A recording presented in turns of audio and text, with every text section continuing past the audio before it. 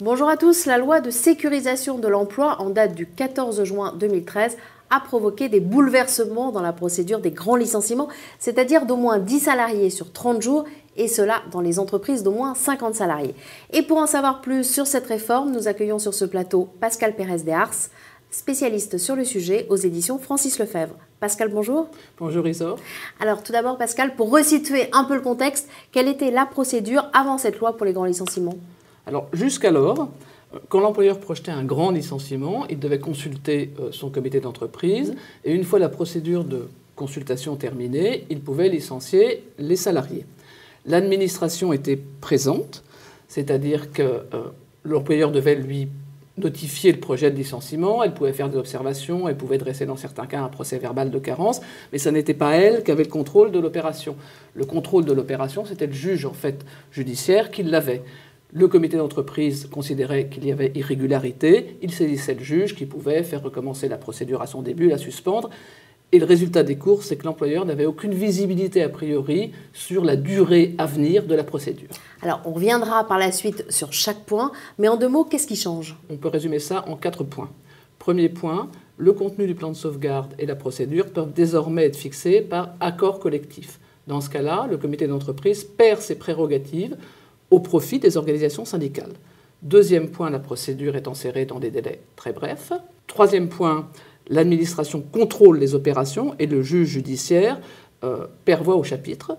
Et enfin, dernier point qui est la conséquence du précédent, c'est le contentieux des opérations est transféré au juge administratif.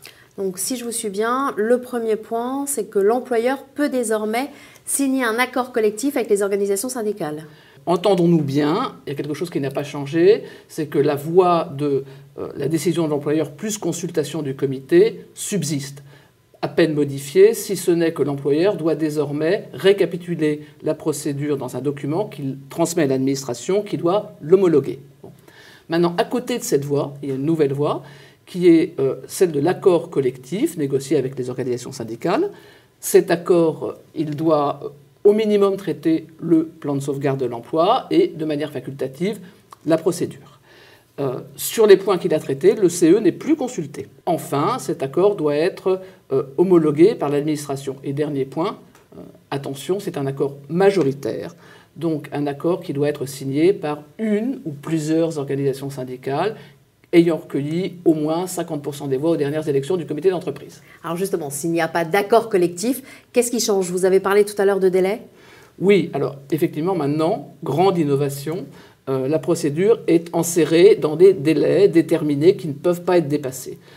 Si on prend comme point de départ la première réunion du comité d'entreprise, le comité doit donner son avis dans les 2 mois pour moins de 100 licenciements, dans les 3 mois sans licenciement jusqu'à 249, ou dans les 4 mois pour plus de 249 licenciements, c'est-à-dire 250. Et une fois que ces délais sont expirés, qu'est-ce qui se passe ? Eh bien, le comité est censé avoir donné son avis, même s'il ne l'a pas donné. Alors, autre évolution que vous avez évoquée, c'est le contrôle de l'administration. Concrètement, il se manifeste comment ?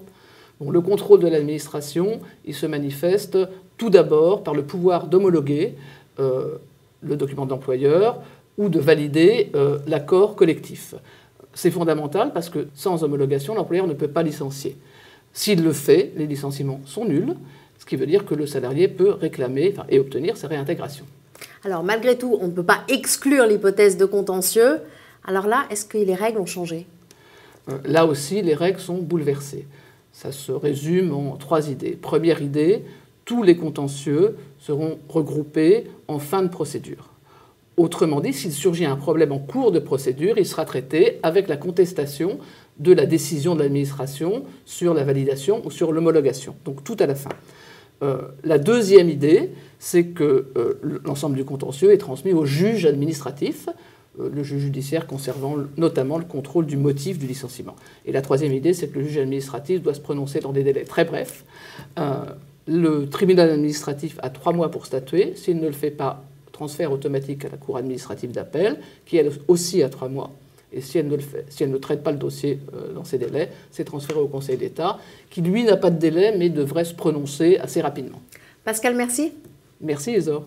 Quant à vous, je vous remercie de nous avoir suivis.